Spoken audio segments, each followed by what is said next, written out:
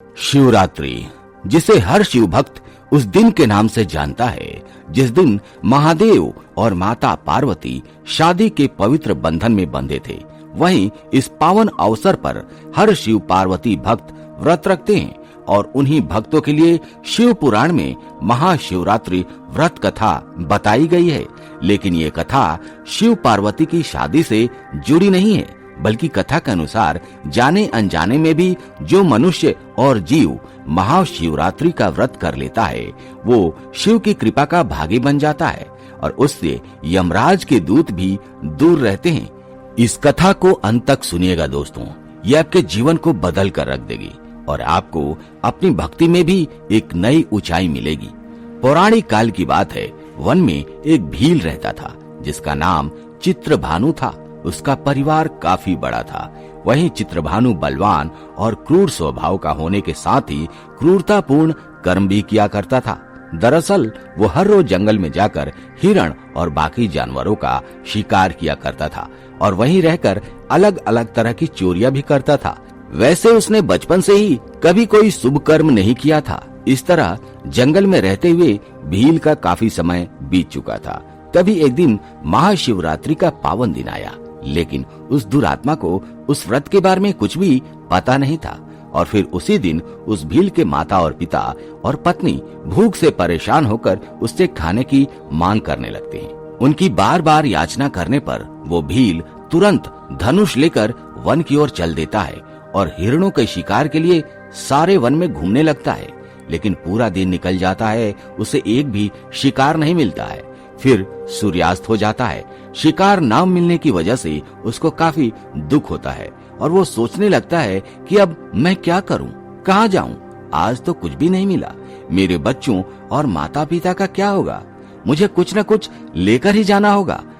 इतना सोचकर वो शिकारी एक जलाशय के पास पहुंच गया और वहां जाकर मन ही मन विचार करने लगा कि यहाँ कोई न कोई जीव आएगा जो पानी पिएगा और जैसे ही वो पानी पिएगा मैं उसका अंत कर दूंगा। फिर उसी को मारकर घर ले जाऊंगा। जिसके बाद वो एक बेलपत्र के पेड़ पर चढ़ जाता है। उसके मन में केवल यही चिंता थी कि कब कोई जीव आएगा और मैं उसे कब मारूंगा। इसी प्रतीक्षा में भूख प्यास से पीड़ित वो वहां बैठा रहा। इस तरह काफी रात हो गई और जब रात का पहला पहर प्रारंभ हुआ तो एक प्यासी हिरणी वहां आई, जिसे देखकर उसको बड़ा हर्ष हुआ और उसने तुरंत अपने धनुष को उठा लिया। ऐसा करते हुए उसके हाथ के धक्के से थोड़ा सा जल और बेलपत्र नीचे गिर पड़े। वहीं उस पेड़ के नीचे एक शिवलिंग था जिसके बारे में उस भील को बिल्कुल नहीं पता था। इस तरह उस जल और बेलपत्र से भगवान शिव की प्रथम प्रहर की पूजा संपन्न हो गई। उस पूजा से उस शिकारी का बहुत सा पाप तत्काल ही नष्ट हो गया। उधर होने वाली खड़खड़ाहट की आवाज को सुनकर हिरणी ने भय से ऊपर की ओर देखा। भील को देखते ही वो व्याकुल हो उठी और बोली, तुम क्या करना चाहते हो? मेरे सामने सच सच बताओ। तभी भील ने कहा, आज मेरे परिवार के लोग भूखे हैं, इसलिए तुमको मारकर उनकी भूख मिटाऊंगा और उन्हें तृप्त करूंगा। भील के मुख से ऐसे वचन सुनकर हिरणी बोली कि मेरे मांस से तुमको सुख होगा। इस अनर्थकारी शरीर के लिए इससे अधिक महान पुण्य का काम क्या हो सकता है? उपकार करने वाले प्राणी को इस लोक में जो पुण्य मिलता है उसका 100 वर्षों में भी वर्णन नहीं किया जा सकता। परंतु इस समय मेरे सारे बच्चे मेरे आश्रय में ही हैं। मैं उन्हें अपनी बहन और स्वामी को सौंप कर लौट आऊंगी। लेकिन तुम मेरी इस बात को मिथ्या न समझो, झूठ न समझो। फिर तुम्हारे पास मैं लौट आऊंगी, क्योंकि सत्य पर ही ये धरती टिकी हुई है। लेकिन तब भी भील ने उसकी बात न मानी। लेकिन फिर हिरणी बोली कि मैं तुम्हारे सामने एक ऐसा शपथ खाती हूँ कि अगर मैं लौट कर ना आऊं तो ब्राह्मण यदि वेद बेचे और तीनों काल संध्या वंदन ना करे, उससे जो पाप लगता है, पति की आज्ञा का उल्लंघन करके शिक्षा अनुसार कार्य करने वाली स्त्रियों को जिस पाप की प्राप्ति होती है, किए हुए उपकार को न मानने वाले, भगवान शंकर से विमुख रहने वाले तथा विश्वासघात और छल करने वाले लोगों को जो पाप लगता है, उसी पाप से मैं भी लिप्त हो जाऊं। इस तरह अनेक शपथ खाकर जब हिरणी चुपचाप खड़ी हो गई तब उस भील ने उस पर विश्वास करके कहा, अच्छा, अब तुम अपने घर को जाओ। जब वो हिरनी पानी पीकर अपने आश्रम मंडल में गई, इतने में ही रात का वो पहला प्रहर व्याध के जागते जागते ही बीत गया। तब उस हिरनी की बहन उसी की राह देखती हुई जल पीने के लिए वहां आई। तभी भील ने फिर से अपना बाण खींचा और एक बार फिर से पहले की भांति ही भगवान शिव के ऊपर जल और बेलपत्र गिर गए। बस फिर क्या, भील के द्वारा महादेव की दूसरे प्रहर की पूजा भी संपन्न हो गई। भील को बाण लिए देख हिरनी ने कहा, आप ये क्या कर रहे हैं?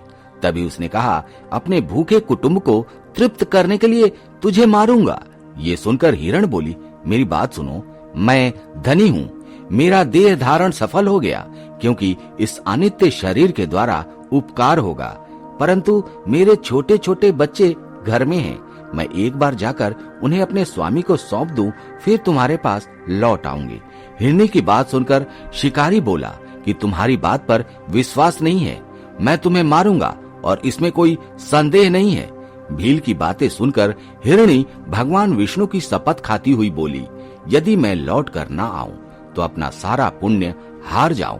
जो पुरुष अपनी विवाहिता स्त्री को त्याग कर दूसरों के पास जाता है, वैदिक धर्म का उल्लंघन करके कल्पित धर्म पर चलता है, भगवान विष्णु का भक्त होकर शिव की निंदा करता है, माता पिता की निधन तिथि को श्राद्ध आदि नहीं करता, ऐसे लोगों को जो पाप लगता है वही पाप मुझे भी लग जाए।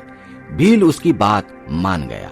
इतने में ही रात का दूसरा प्रहर भी भील जागते जागते गुजार देता है। इसी समय तीसरा प्रहर आरंभ हो गया था। इधर हिरणी के वापस न लौटने पर भील उसकी खोज करने लगा।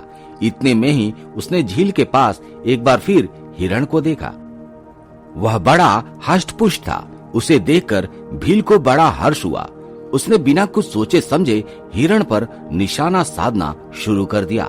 ऐसा करते समय एक बार फिर से जल और बेलपत्र शिवलिंग पर गिर गया, जिससे उसके सौभाग्य से भगवान शिव की तीसरे प्रहर की पूजा भी संपन्न हो गई।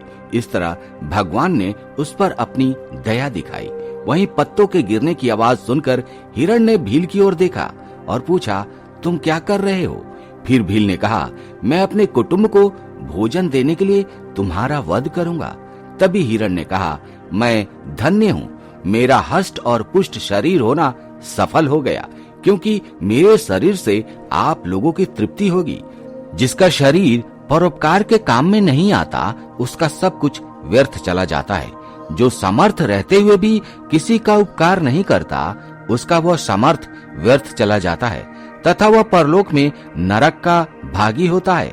परंतु एक बार मुझे जाने दो, मैं अपने बालकों को उनकी माता के हाथ में सौंपकर उनको धीरज बंधाकर लौट आऊंगा।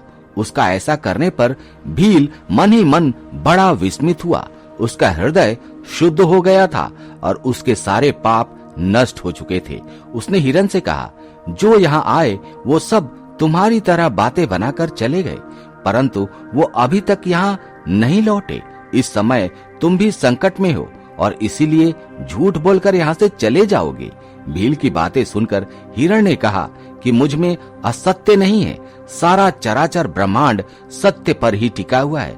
जिसकी वाणी झूठी होती है, उसका पुण्य उसी समय नष्ट हो जाता है।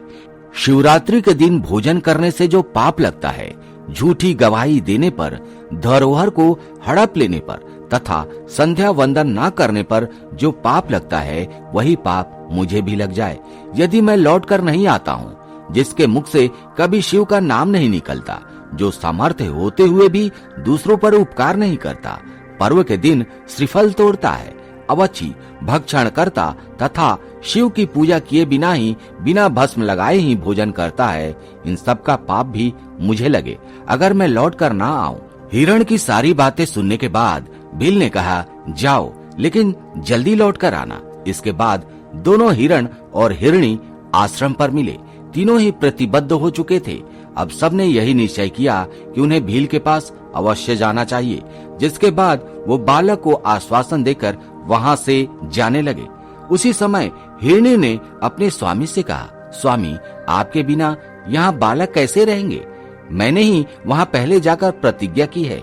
उसे आश्वासन दिया है, इसलिए केवल मुझको जाना चाहिए, आप दोनों यहीं पर रहे। उसकी ये बात सुनकर छोटी हिरनी बोली, बहन मैं तुम्हारी सेविका हूँ, इसलिए आज मैं भील के पास जाती हूँ, तुम यहीं रहो। तभी हिरण बोला कि मैं वहां जाता हूँ, तुम दोनों यहाँ रहो, क्योंकि बच्चों की रक्षा माता से ही होती है। स्वामी की यह बात सुनकर दोनों ही बोली, प्रभु पति के बिना इस जीवन पर धिक्कार है।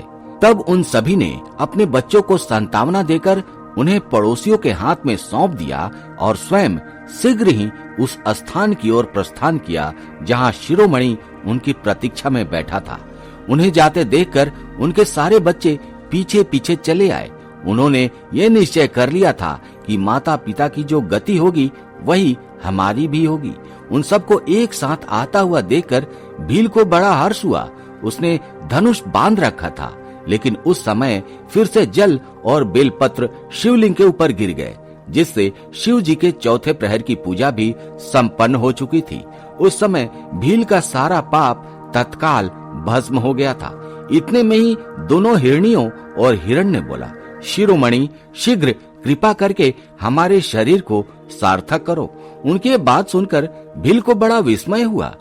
शिव पूजा के प्रभाव से उसको दुर्लभ ज्ञान की प्राप्ति हो गई थी। उसने सोचा, यह हिरण ज्ञानहीन पशु होने के बाद भी धन्य है।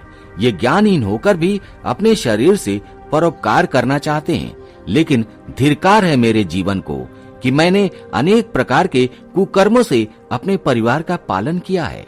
अब उसने अपने बाण पर रोक लगा दिया था। उसने हिरण से कहा कि वे सभी धन्य हैं और उन्हें वापस जाने दिया।